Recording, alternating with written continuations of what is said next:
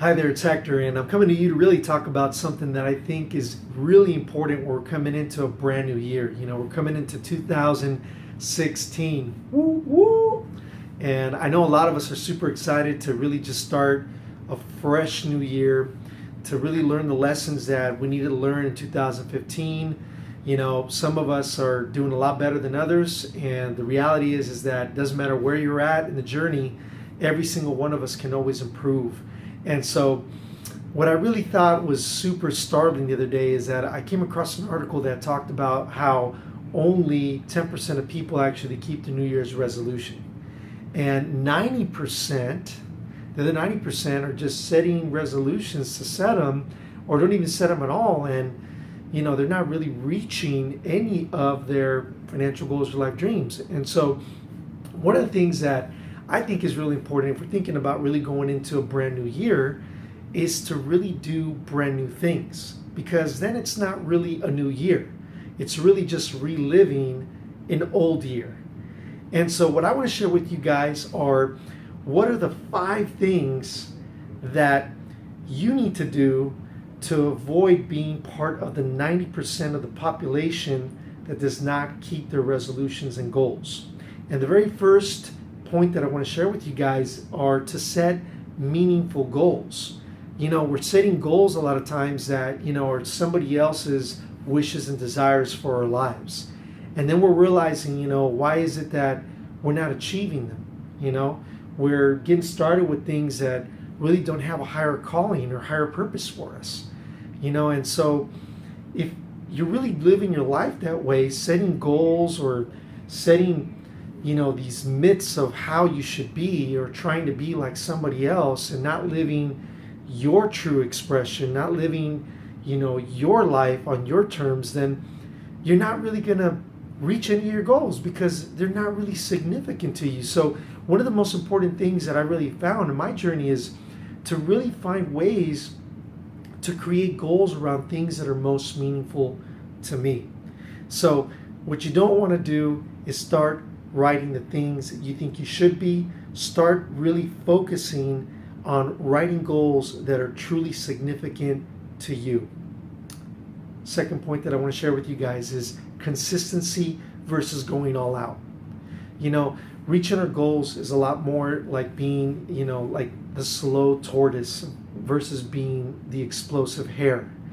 And it's just taking those consistent steps that really cause a compound effect when it comes to really creating massive success. A lot of people think that success is just something like, boom, that just comes out of nowhere. It's like, oh, you just won the lotto.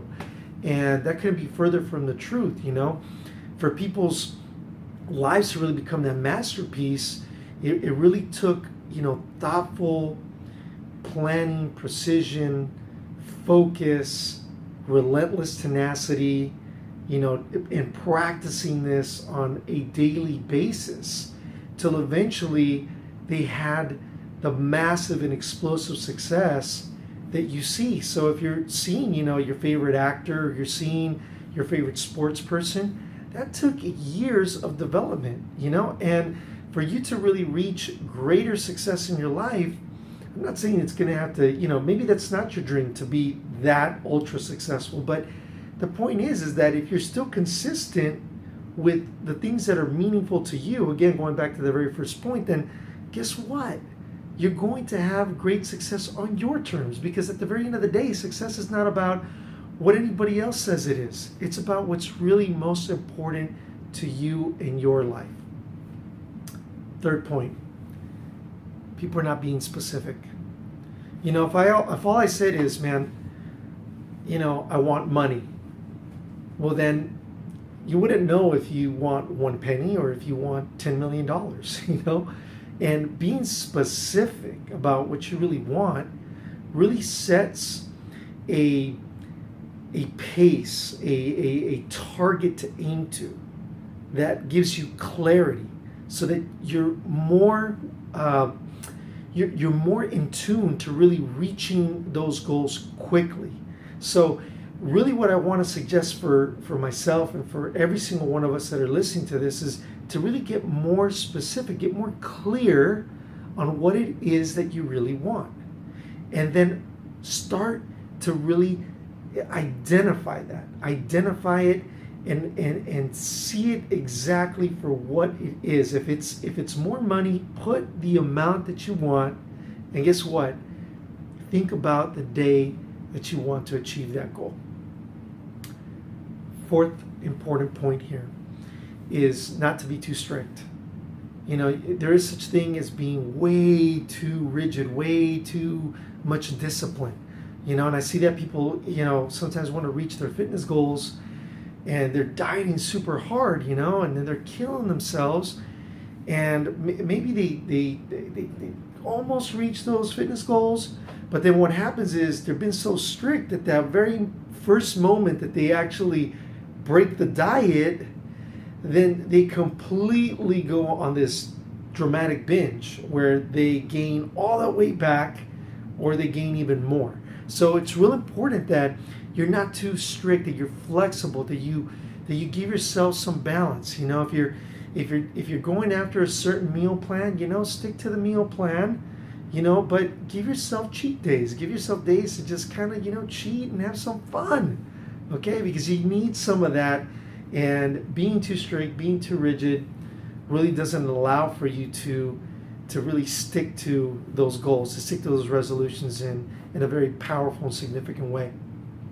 And the very last step and point that I want to share with you, step number 5, is all about we don't track progress. Write it down. Write down your goals. I know there's people who say, well, if I already know and it's meaningful to me, then I don't need to write it. Well, maybe you don't, but let me share a little bit of the research with you. There has been a lot of research done on how there's something magical that happens, in our neural wiring between a pen and the paper. When you actually get your body involved in writing it, that actually registers better at an unconscious level. So when, again, it is something super meaningful to you and it's something that you're passionate about, but you start to write it down, you lock it in. You actually reinforce it even stronger.